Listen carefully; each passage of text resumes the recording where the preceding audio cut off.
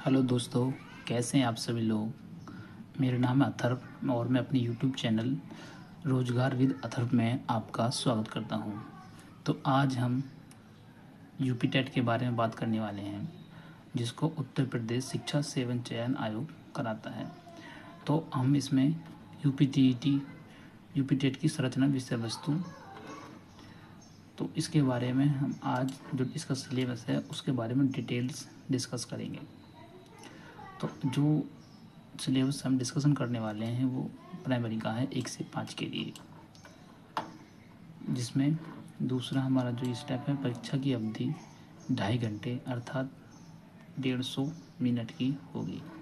UPTET में सभी प्रश्न एक सही उत्तर के साथ 4 विकल्प वाले बहुविकल्पीय प्रश्न एमसीक्यूज होंगे। प्रत्येक प्रश्न 1 अंक का होगा। नकारात्मक मूल्यांकन, नेगेटिव मार्किंग नहीं है। ये बहुत अच्छी बात है कि इसमें नेगेटिव मार्किंग नहीं है। तो हम बात करते हैं अब सिलेबस के बारे में। जो प्राइमरी का पेपर होता है वो किस तरह से, उसमें क्या क्वेश्चन किस तरह से आते हैं। तो संरचना एवं विषय सूची सभी अनिवार्य हैं। ओके, तो इसमें क्रम पहला जिसमें है बाल विकास एवं शिक्षण विधि अनिवार्य है। इसमें प्रश्नों की संख्या होती है 30 एमसीक्यूज होते हैं, जो कि 1 नंबर का होता है। तो इसमें कितने अंक होते हैं? 30 अंक मिलते हैं। हर एक सही क्वेश्चन पर विकल्प पर 1 अंक मिलता है। और अब दूसरा भाषा प्रथम हिंदी अनिवार्य, इसमें 30 एमसीक्यूज होते हैं, 30 अंकों के होते हैं। तीसरा भाषा द्वितीय अंग्रेजी उर्दू संस्कृत, इनमें से किसी हमको एक को लेना होता है। अंग्रेजी लो, उर्दू लो, संस्कृत लो, जो भी जिसको लेने वाले हैं। तो इसमें 30 एमसीक्यूज होते हैं, 30 अंक के होते हैं। अब होता है हमारा गणित जो अनिवार्य है, इसके भी 30 एमसीक्यूज आते हैं, इसकी 30 नंबर का होता है। फिर आता है हमारा 5वां आता है पर्यावरणीय अध्ययन अनिवार्य, ये भी 30 एमसीक्यूज।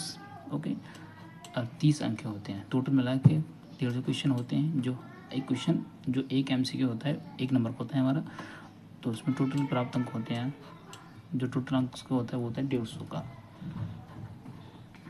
तो अब हम देखते हैं जो पहला पोर्शन था, फर्स्ट बाल विकास एवं शिक्षण विधियाँ, बाल विकास एवं शिक्षण विधियाँ।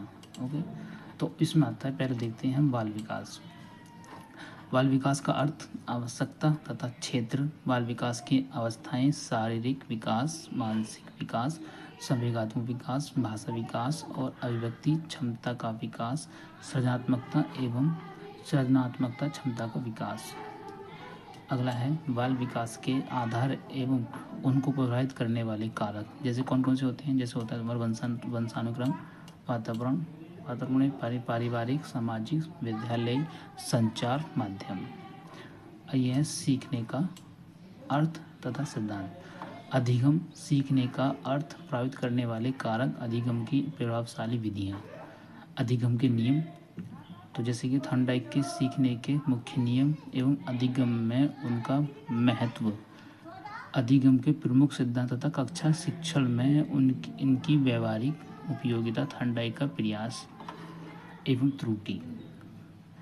पेवलॉव का संबद्ध प्रतिक्रिया का सिद्धांत, स्किनर का क्रिया प्रसूत अधिगम सिद्धांत, कोहलर का सूक्ष्म या अंतर्दृष्टि का सिद्धांत, प्याजे का, ये मोस्ट इम्पोर्टेंट है, प्याजे और तुम्हारा वाइगोत्स्की का सिद्धांत। ये ज़्यादातर आता है, एक तुम्हारा थॉर्नडाइक है, ये भी आता है।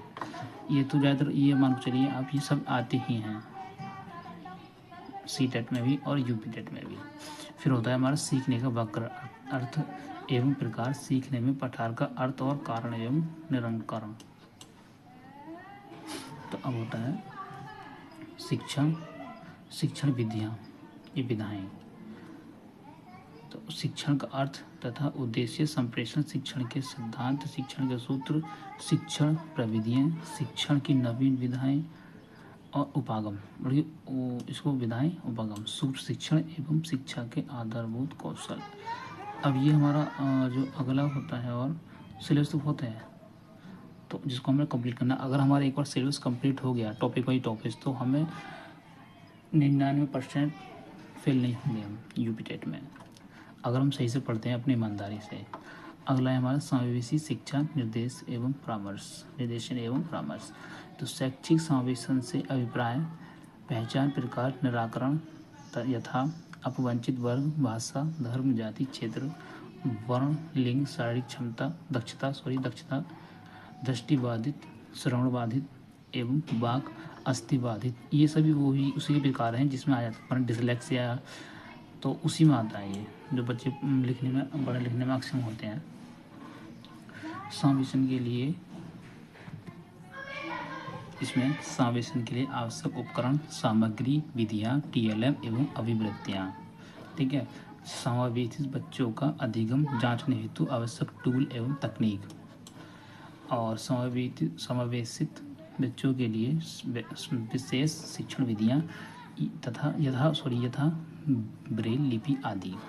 समावेशी बच्चों हेतु निर्देशन एवं परामर्श अर्थात उद्देश्य, प्रकार, विधियाँ, आवश्यकता एवं क्षेत्र। परामर्श में सहयोग देने वाले विभाग या संस्थाएं हैं, जैसे कि तुम्हारा मनोविज्ञानशाला उत्तर प्रदेश प्रयागराज, मंडलीय मनोविज्ञान केंद्र मंडल स्तर पर, जिला चिकित्सालय, जिला शिक्षा एवं प्रशिक्षण संस्थान में प्रशिक्षित डाइट मेंटर, पर्यवेक्षण एवं निरीक्षण तंत्र, सामुदायिक एवं विद्यालय की सहयोगी समितियां, सरकारी एवं गैर सरकारी संगठन। और अपना अगला है बाल अधिगम में निर्देशन एवं परामर्श का महत्व।